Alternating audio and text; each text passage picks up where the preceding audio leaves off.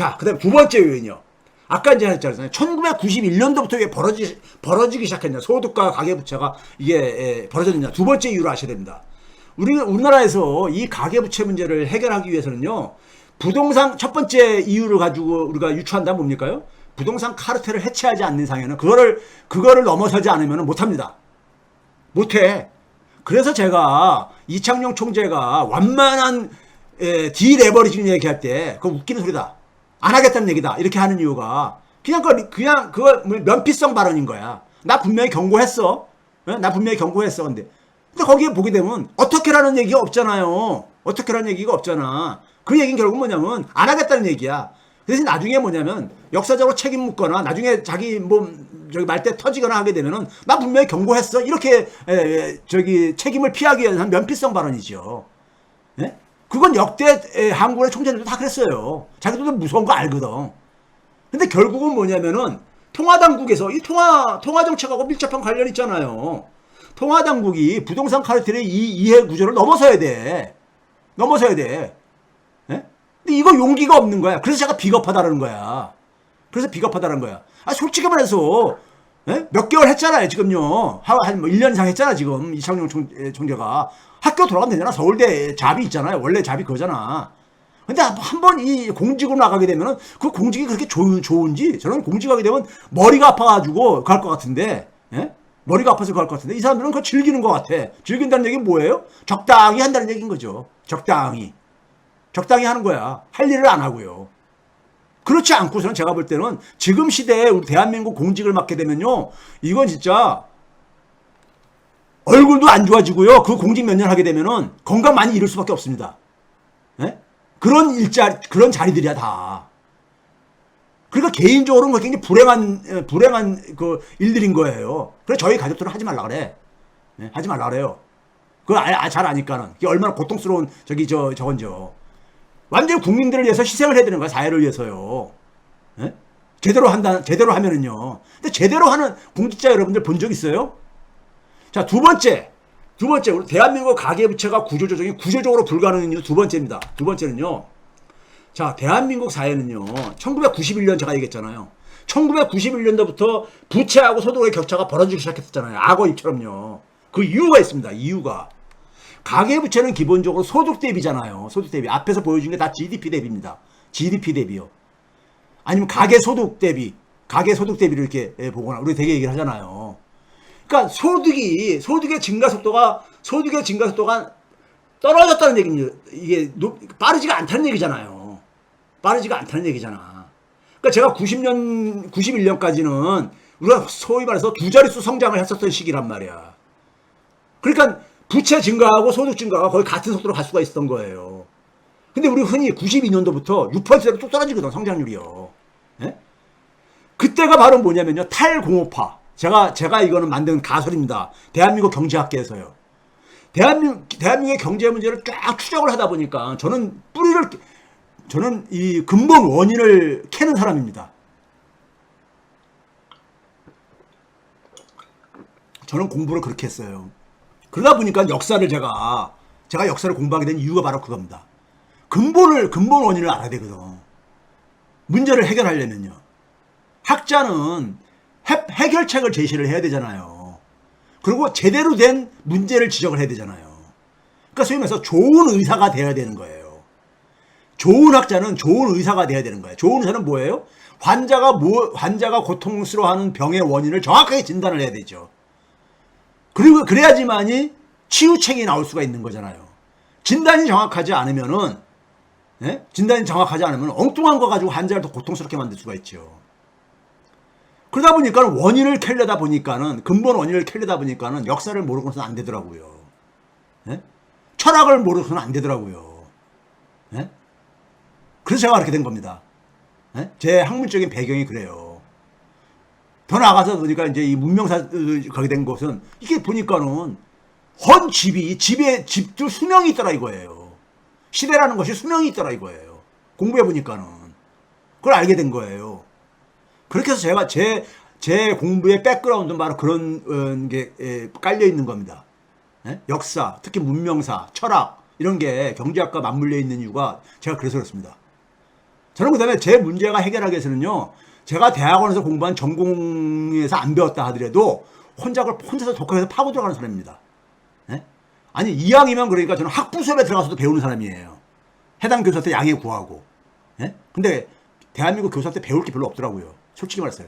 그래서 제가 혼자 독학을 했습니다. 국제금융은. 근데 국제금융에 대해서 저만큼 많이 그러니까 정확한 자료를 갖고 있는 사람이 없어요. 다른 방송에도 이렇게 나가서 가면요. 강연하면은 국제금융 전공하신 분들이 아유 최 교수님 그 자료도 어디서 그렇게 구했니?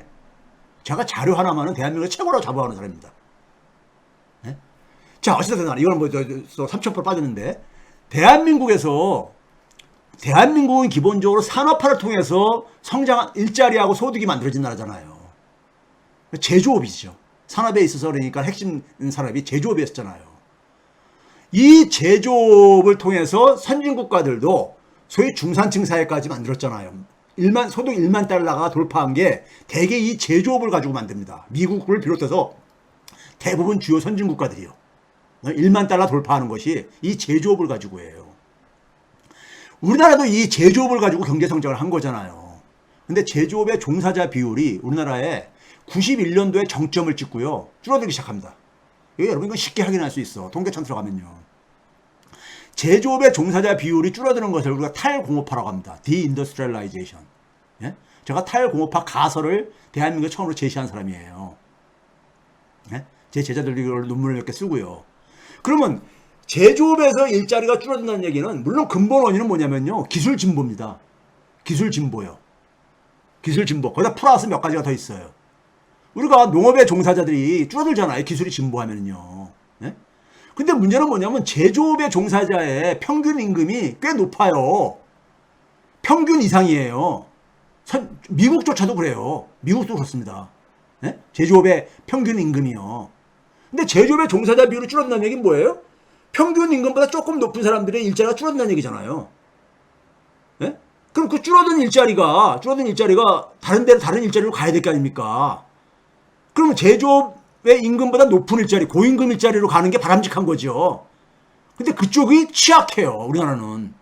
산업구조가 굉장히 종속적인 산업구조로 돼 있다 보니까. 예? 자기 완결적인 산업구조가 아니라서요. 예? 그러니까 되게 어디로 가느냐? 밑으로 가죠. 밑으로 가요. 근데 우리가 임금이, 전통적인 산업 분류에 따르게 되면은 임금이 낮은 분야든 높은 분야든 간에 제조업 다음 산업은 뭡니까? 서비스 산업이죠. 서비스는 고임금도 서비스에 있고요. 우리가 소위 말해서 예? 교육, 의료, 법률 뭐 이런 것들, 금융 이런 게 다 서비스잖아요. 고임금도 서비스고 저임금도 서비스잖아요. 예? 젊은 친구들이 그러니까 아르바이트하는 편의점 그러니까 무슨 뭐 알바하는 거라든가 예? 뭐 택배라든가 사실 서비스잖아요. 저임금도 서비스예요. 근데 우리는 뭐냐면 이 제조업의 종사자가 제조업에서 그러니까 일자리를 공급 못 해주면서 제조업에서 밀려난 그 노동력들이 어디로 가느냐? 저임금 일자리로 가는 거야. 근데 저임금 서비스가 받아주는 게 한계가 있잖아요. 그러니까 되게 어디로 가냐면 자영업이죠. 자영업이 서비스잖아요. 대표적인요. 자영업이요. 자영업의 문제가 이때부터 생기는 거예요. 우리나라는요. 80년대는 자영업 문제가 사회적인 문제가 아니었었습니다. 소위 일자리 양극화가 생긴 거예요. 양극화라는 게 뭐예요? 중간이 뻥 줄어들고 양쪽으로 쏠린다는 거잖아요. 근데 우리나라는 굉장히 악성 양극화지. 양극화는 주요 선진국가들도 다 경험을 해요. 근데 문제는 뭐냐면 주요 선진국가들은 위로 많이 가지. 위로도 많이 가지. 고임금 분야로도 많이 가지. 근데 우리는 고임금이 굉장히 취약해요. 네? 취약해. 왜? 산업구조가 굉장히 자기 완결성이 떨어지거든요. 네? 제가 반도체 산업까지 설명을 드렸잖아. 우리나라 반도체에서 이 설계라든가 디자인하는 분야가 우리는 없잖아요. 없잖아. 이건 제조잖아. 제조. 그렇죠? 근데 선진국가는 그게 다 있잖아요. 설계하는 분야들이. 예?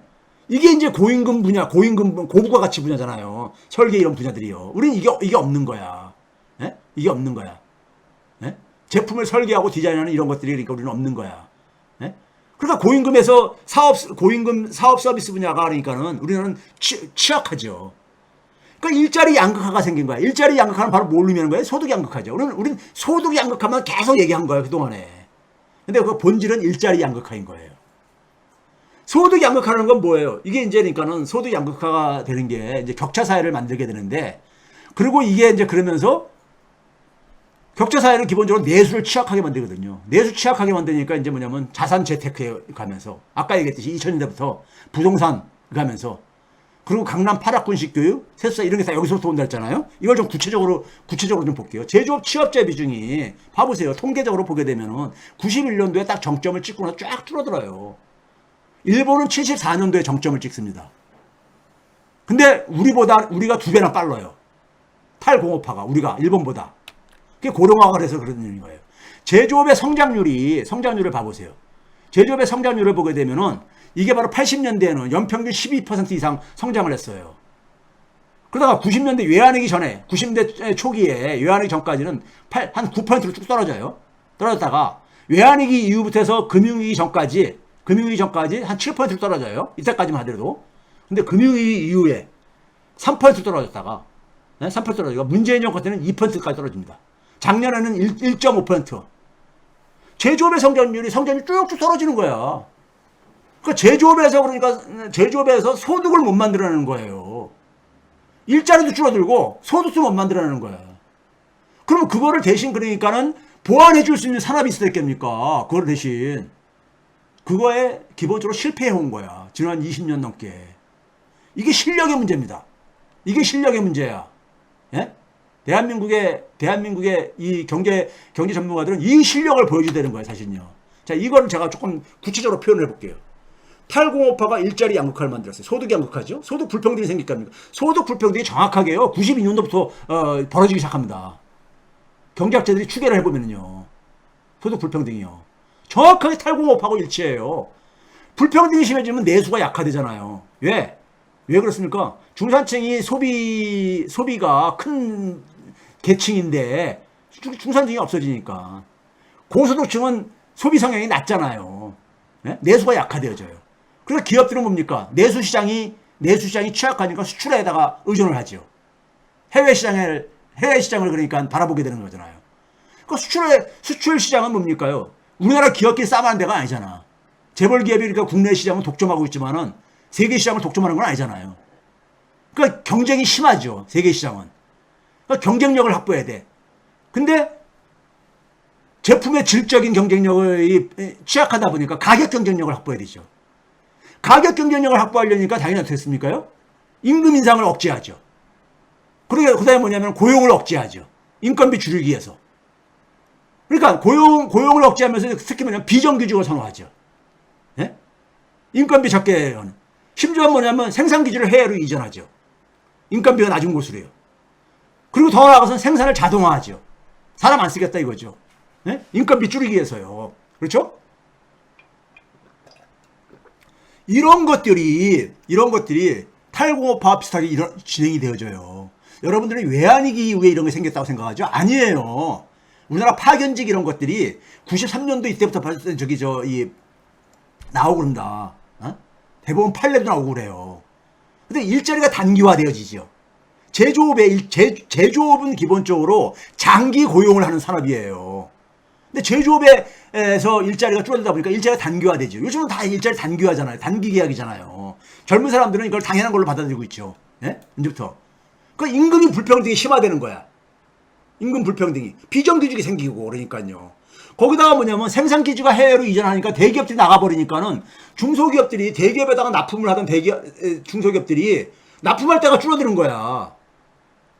예? 국내에 남아있는 대기업들한테 그러니까 납품에 쏠리니까는 협상력이 이게 더 불균형해지죠. 예? 중소기업들은 그러니까 쥐어짜기가 더 쥐어지는 거야. 그러니까 중소기업 종사자하고 대기업 종사자 간의 격차가 벌어지게 되고 정규직과 비정규직 간의 격차가 생기고 그 다음에 뭡니까요? 제조업에서 탈락한 노동자들이 자영업으로 진출하는데 자영업에 과당 경쟁이 생길 게 아닙니까?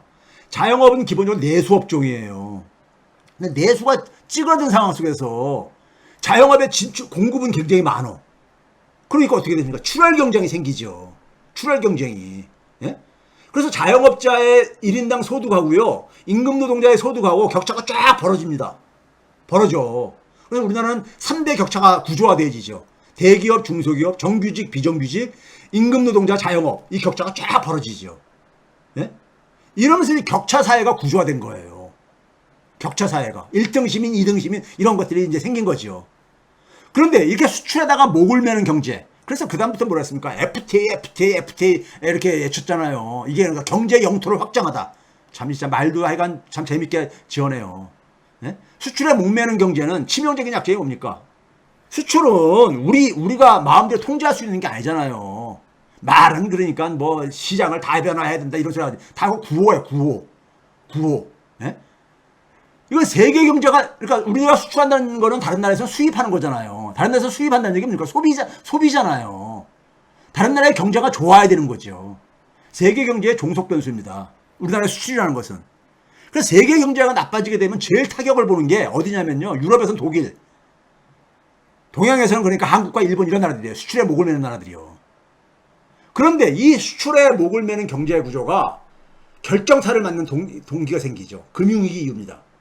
금융위기 이전과 이후에, 금융위기 이전에는요, 잠시 통계를 보여드리겠지만은, 금융위기 이전에는 교역 증가율, 즉 수출 증가율이 성장률보다 훨씬 높았습니다. 근데 금융위기 이후에는 수출 증가율이 성장률보다 낮아집니다. 낮아져. 그래서 금융위기 이후에 특히 이제 2011년, 금융위기 충격에 그러니까 기저효과를 입은 2009년, 10년을 빼고 2011년부터 보게 되면요, 수출 증가율이 곤두박질을 칩니다. 예? 곤두박질 쳐요. 그러면서 그것이 박근혜 정권에서 상업위기로까지 쫙 번집니다. 예? 이명박 정부 때 조선업 인재니까 위기가 생기고 그러잖아요. 거기다가 뭐냐면 트럼프 때부터 시작해가지고 미중 갈등이 심화되어지고 바이든에 와가지고 탈세계화까지 가잖아요. 예? 그러니까 수출 주도 경제가 사실상 금융위기 이후에 사망 선고를 받은 거야. 사망 선고를. 수출 주도 경제는요, 기본적으로 박정희 경제 시스템 모델이거든요. 이게 자기 딸인 박근혜 정권에서 사망 선고를 받은 거예요. 데이터를 보여드릴게요. 그러다 보니까는 그러면 수출이 그러니까 이게 확 위축이 됐어. 근데 내수는 이미 그러니까 90년대부터 내수는 그러니까 완전히 내수는 구조적으로 취약해져 버렸어. 수출과 내수가 다 그러면은 어떻게 경제를 운영합니까? 어떻게 해요? 아까 얘기했잖아요. 수출은 우리가 통제할 수가 없어. 통제할 수가 없잖아요, 우리가요. 그런데 내수를 가만히 어떤 유혹에 빠집니까? 내수는 결국은 국민들이 소비를 해줘야 되는 거잖아요. 네? 가게가 소비를 해줘야 되는 거잖아요. 내수는요. 그렇죠? 소비를 해줘야 되는데 가계의 소득이 그러니까는 취약해진 상황 속에서 소비시키는 방법은 뭡니까? 미래소득을 땡겨 쓰는 거죠. 미래소득을 땡겨 쓰는 거예요. 그렇죠? 가불 해가지고. 그게 바로 부채주도 성장이죠. 제가 부채주도 성장이라는 얘기를 처음 얘기할 때 박근혜 정부 때 어떤 경제 전문가가 부채주도 성장이라는 용어가 어딨냐 그래서 구글에 한번 쳐보세요. 대드라이브 그로스라고. 대드라이브 그로스라고 한번 쳐보세요. 내가 그랬어요. 부채주도 성장이라는 말이 이거는 예국에서 있든 없든 간에 제가 처음 만들었든 됐든 간에 내용이 부채주도 성장인 거예요. 예? 부채주도 성장. 부채주도 성장을 사실은 그러니까 의도적으로 한 건 아니지만은 결과론적으로 부채주도 성장은 이미 김대중 정권 때 한 번 했죠. 김대중 정권 들어와가지고 IMF 터지고 나서 98년, 99년대 수출이 두 자릿수로 폭발적으로 막 이제 증가하죠. 왜? 환율이 굉장히 고환율로 넘어갔으니까요. 예?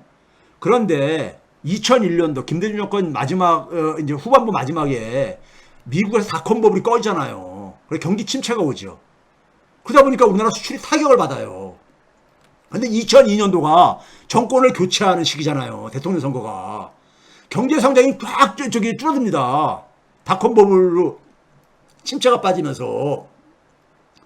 그러니까 수출이 타격을 보고, 그 다음에 외환위기로 인해가지고 사회가 굉장히 많이 구조조정을 한 결과, 외환위기 이후에 민중들의 경제가 굉장히, 대중들의 경제가 굉장히 어려워졌잖아요. 어려워진 상황 속에서 내수도 취약해진 상황 속에서 김대중 정부가 손을 댄 게 바로 뭡니까요? 카드 정책을 손을 대죠.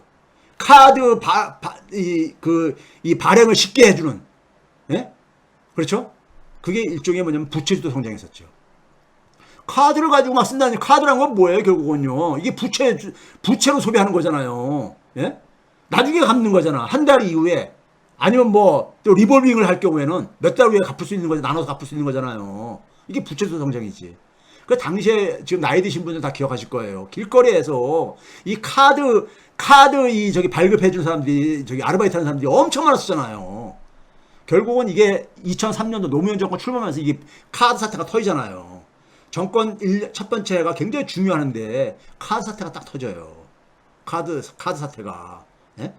그래가지고 대한민국에서 지금 여러분들 카드 시장에 지금도 그런지는 모르겠는데 카드 시장 점유율 1위가 어딥니까? 신한카드였습니다. 신한카드가 신한은행 그 계열 카드 회사잖아요. 신한카드가 이렇게 2위가 된 이유가 그게 LG카드입니다. 전신이. LG카드가 LG그룹에 저거잖아요. 근데 이게 부도가 나.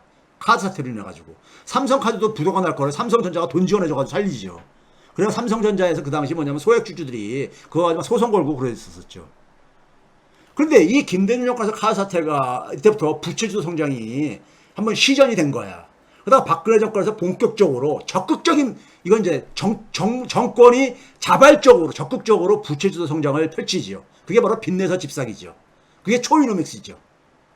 초이노믹스. 그게 앞에서 봤었던 소위 말해서 이 DSR 100 이상이 급증을 하게 된 배경입니다. 자, 이거 봐보세요. 왼쪽이 금융위기 이전입니다. 2000년부터 2007년까지 멀리 확장할 필요 없고요. 그 다음에 2010년부터 21년, 10년까지 보게 되면은 금융위기 이전에는 세계의 수출 증가율이 연평균 5.5%였습니다. 성장률은 3%였는데 미국도 수출이 성장률이라고 보세요. 수출은 6%, 성장률은 2.7%. 중국은 수출이 25%, 성장률이 11%. 예? 그렇죠? 이런 그러니까는 수출이 그러니까 주도하던 무역이 주도하던 세계화 시대였었으니까 세계화 시대요. 예? 그랬었죠. 이런 시대에 그러니까는 적어도 그러니까 95년도부터 금융위기 전까지는 무역에 의해 가지고 세계가 성장을 했던 시기잖아요. 근데 금융위기 이후에 딱 봐보세요. 2010년부터 21년 10년간을 보게 되면은 예? 이게 WTO의 통계입니다. 예? 세계 무역기구요. 수출은 2.5% 연평균. 근데 성장률은 2.6%로 거의 비슷해. 성장률보다 오히려 낮아졌죠. 조금이지만은. 미국 수출은 1.8, 성장률 2.1. 중국 성장률 7.3, 수출이 5.6. 또 다르잖아요. 여기에 결정타를 맞은 게 누구예요? 한국일 수밖에 없지. 예? 왜? 내수가 구조적으로 취약해졌는데 그래서 수출에 목을 매는데 세계 수출 시장이 찌그러져 버린 거예요. 그러니까 성장률하고 교육률이 역전돼 버린 거야. 역전돼 버린 겁니다. 자, 그래서 우리나라 수출액을 봐보세요. 수출액. 달러. 그냥 명목가치 달러로 이것도 그러니까 보게 되면은 2011년도에 5,552억 달러를 기록했습니다. 이게 2020년까지 10년 동안에 변화가 없잖아요. 변화가 없잖아. 그 전에는 쫙 올라가다가 2000년대 예? 한국 수출이 사실상 근데 이 시기에 FTA를 공격적으로 했습니다. FTA를 영토 확장한다면서. 근데 결과는 수출이 안 증가해요. 세계 시장에서 한국 상품의 세계 시장 점유율도 봐보세요. 예? 점유율도 봐보시라고. 여기 2010년대 이후에 3%딱 올라간 다음에 거기서 더 이상 안 올라가잖아요. 최근에는 2019년도 이후에는 3% 밑으로 떨어져가지고 작년에 2.7%까지 떨어졌어. 세계시장 점유율이. 네? 이게 언제냐? 금융위기 전 수준으로 돌아간 거야. 네? 수출에 그렇게 목을 매는데 결과적으로 대한민국의 수출이 이렇게 타격을 받은 이유가 몇 가지가 있는데 대표적인 게 탈세계화 분위기랑 그 다음에 왜 여러분들 금융위기 이후에 세계시장 점유율이 수출이 이렇게 줄어드는지 아세요? 첫째는 뭐냐면 금융위기 이전에는 미국의 소비자들이 빚내서 막 소비를 해준 거야. 근데 금융위기 터지면서 빚내서 소비를 이제 더 이상 이제 못 해주게 돼버린 거야. 빚의 무서움을 알게 된 거지. 예? 빚의 무서움을요. 가게들이. 두 번째는 뭐냐면 중국이 그러니까는 부품 자급화를 이제 시도를 하죠. 예? 중간재 자급화. 최근에 윤석열 정권 들어서 헛소리 하시는 전문가들 계시는데 이미 후진타오 때부터 했습니다. 자급화 전략은요. 중국이. IMF라든가 세계은행이라든가 세계무역기구에서 거기에 대한 세미나도 했었어요. 세계 무역 증가율, 무역 교역 증가율이 이렇게 푹 떨어졌는데 이 이유가 뭐냐? 첫째, 미국이 그러니까 투자율이 뚝 떨어졌다. 왜? 미국의 소비가 푹 줄어졌다 이거예요. 둘째, 중국에 그러니까는 중간재 자급화. 이걸 두 개를 그러니까 핵심 가장 중요한 요인으로 지적을 하고 있어요. 과거에 제가 한번 보여드린 적이 있었죠. 자, 제조업 평균 가동률입니다. 1991년도부터. 평균 가동률이 한 78 정도에서 이렇게 안팎에서 이렇게 쭉 78에서 한 80 안팎에서 쭉 이렇게 가다가 2011년에 딱 찍고 나서 쭉 떨어지잖아요. 예? 제조업 평균 가동률이. 왜 그렇습니까요? 우리나라 제조업이 그러니까 수출의 주력 산업이잖아요. 수출 타격의 결과인 거야. 예? 물건을 그러니까 팔 데가 없으니까 시장 점유율도 줄어들고 제조업 재고율도 여기 딱 봐보세요. 언제부터입니까? 예? 금융위기 이후부터 제조업 재고율 쫙 올라가잖아요. 안 팔리는 거야. 물건을 만들어도 안 팔리는 거예요. 대한민국의 주력 산업이 2011년부터 쪼르게 돼버리잖아요. 재고율이 올라가잖아요. 그 전에 그렇게 평평하게 이렇게 가다가. 예? 자, 박근혜 정부의 경제 성적표를 봐보세요. 2013년도부터 2016년도까지가 2016년에 일자가 빠졌네요. 여기 보시게 되면 수출이 어떻게 됐습니까요? 수출이 2014년도에 5,700억 달러가 기록하고 나서 2016년 마지막 해에는 5천억 달러가 붕괴돼. 5천억 달러가 붕괴됐었어요. 예? 수출액 증가율이 2015년, 16년도에 마이너스 행진했었을 테니까. 예? 그래서 불황형 흑자 당시에 나왔었어요. 이 당시가 무역 수지는 흑자는 최고로 기록했던 애야. 예, 수입이 더 많이 줄어들어가지고. 예? 수입 불황형 흑자가.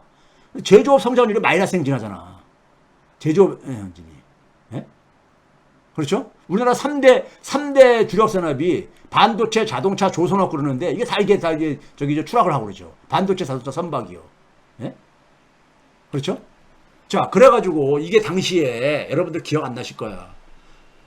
2016년도 10월 달에 뉴스입니다. KBS 저녁 뉴스에 나왔던 뉴스예요. 2016년 10월 20일은 언제입니까? 최순실 사태가 이제 표면화되는 그런 시점이에요. KBS 뉴스에 이게 제목이 뭡니까? 활기 잃은 산업 현장, 짙어진 불황 그늘. 예? 박근혜 정권 4분기 때 이랬었어요. 활기 잃은 산업 현장, 활기 잃은 공단의 곳곳 시름이 임박하다. 예? 왜? 아, 수출이 곤두박질 치고 앉았으니까 마이너스 행진하고 앉았고 이러니까요. 예? 제조업 성장률이 마이너스 행진하고 앉았으니까. 이게 부채주도 성장의 결과가 이렇게 돼버린 거야. 수출이 같이 찌그러드니까는. 예? 그렇게 된 거예요. 자, 그 다음에, 이거는 SBS 뉴스입니다. SBS 언제 뉴스냐, 이것도. 2016년 10월 18일. 비슷한 시기의 뉴스예요. 제목이 뭡니까? SBS에서 저녁 뉴스에 8시 뉴스에 취재 파일에서 두려운 속도의 주택건설 신장. GDP의 절반 넘었다. 주택건설이 GDP 성장률을 끌어올리는데 50%가 넘었다 이거예요. 예? 그래서 90년대 일본 재현이 우려된다. 정부는 예면했나 몰랐나. 이런 뉴스가 내보냈었어요. 여러분 기억 안 나시죠? 건설 투자의 위험성을 경고한 거야. 예? 이런 게 그 당시에 뉴스에 도배가 되고 그랬었어요. 예? 그러니까 소위 부채주도 성장이 그러니까는 부채주도 성장이 파산을 한 거야. 파산. 예? 박근혜 정권 말기 때요. 그래가지고 쭉 저기 빚을 막 낸데, 그러니까 부동산에 그러니까 올인한 거야. 부동산뿐이 그러니까 할 게 없는 거야. 내수는 구조적으로 취약해지고, 그 다음에 수출도 그러니까는 교육 증가율이 떨어지면서 타격을 보고 그러니까 어떻게 하냐? 빚을 내가지고 부동산 빚을 내는데 그냥 공짜로 돈을 빌려줄 수는 없잖아. 그러니까 주택담보대출이지. 부동산 담보대출이지. 그러니까 부동산 가격은 올라가게 계속 부채질하는 거지. 빚내서 집값 끌어올리기죠. 빚으로. 그게 530조까지 이렇게 올라가게 한 거야. DSR 100 이상을요. 그게 바로 국민들한테 부동산은 불패. 부동산은 실망 안 시켜. 이런 말도 안 되는 논리를 그러니까 만든 거고요. 예? 이거 봐보세요. 이게 한국은행 자료입니다. 건설 투자의 성장 기여도. 건설 투자가 성장률에 2016년도 봐보세요. 연간 57% 차지했는데 2010년 4분기엔 75%나. 성장률, 한나라 성장률, OECD 평균이요. OECD 평균이 건설이 되게 성장 기여율에 가는 것이 한 10 내지 12% 정도도 안 돼요. 근데 우리나라는 75%, 50% 이상 이렇게 내버렸었어. 그러니까 건설에 그러니까 온 나라가 그러니까 부동산에 다 인질이 잡힌 거야. 가게는 빚내서 집을 샀으니까는 집값이 떨어지면 안 되는 거야. 그다음에 건설 경기가 죽으면은 기업체들이 잘못하면 파산하고 이럴 수가 있는 거야. 그다음에 국가 경제도 뭐냐면 성장률이 곤두박질 치는 거야. 그러니까 국가, 기업, 가게 모두가 다 부동산의 인질로 잡혀버린 거야. 예? 이런 상황 속에서 어떻게 그러니까 가계 부채를 구조조정하냐고요. 예? 박근혜 정부 마지막 1년이 여러분들, 예? 상위 18대 빼놓고는 다 소득이 감소했어. 예? 이거 봐보세요. 파란색 선이 2015년 4분기, 예? 주황색 선, 파란색이 저거고, 주황색이 그러니까 1년 전 4분기. 예? 되게 1년 전하고 같은 분기를 비교를 하니까요. 상위 10%만 0.7%고 90%가. 그래서 제가 그 당시 뭐라 했냐면요. 예? 박근혜 정권은 최순실 사태가 안 터졌어도 정권 연장 못했었다. 아니 경제가 이렇게 나빠지는데 누가 표를 줘요. 새누리당한테. 예? 이런 상황이었었어. 이런 상황이었던 거예요. 예? 그러니까 한국은 뭐냐면은 산업구조랑 이런 것들이 그러다 보니까는 부채 그러니까 분모가 바로 뭐예요? 소득이잖아. 소득이요. 소득이 안 아니까 부채는 증가하는데. 그러니까 부채 비율이 빠르게 증가할 수밖에 없는 거야. 그리고 부채 증가를 멈출 수가 없는 거야. 예? 부채 증가를. 소위 말해서 몰핀에 필로폰에 저걸 맞은 사람들이 그게 약발이 떨어지게 되면 막 또 저기 가듯이, 예? 한가고 오고 막 그러듯이 또 주사 놔달라고 그러듯이요. 모르겠습니다. 그 드라마에서 본 거 가지고 지금 얘기하는 겁니다. 그렇게 하듯이 그렇게 돼버리는 거잖아요. 예? 계속 빚을 그러니까는 주입을 해야 되는 거야. 그렇게 안 하면은 이게 유지가 안 되는 경제가 돼버린 거예요. 이게 병든 경제지. 병든 경제야. 제조업 취업자가 2023년도에 이게 파란색 선이 2022년이고요. 주황색이 올해, 그러니까 올해 1월 달부터 6월 달까지입니다. 네? 계절적인 요인이 있기 때문에 월별로 비교를 해야 됩니다. 제조업 취업자가 계속 감소하고 있잖아요. 여전히 올해도 그러니까요. 네? 아까 2020년도까지 보여줬다면 2023년도 6개월 동안에도 계속 감소하고 있잖아. 네?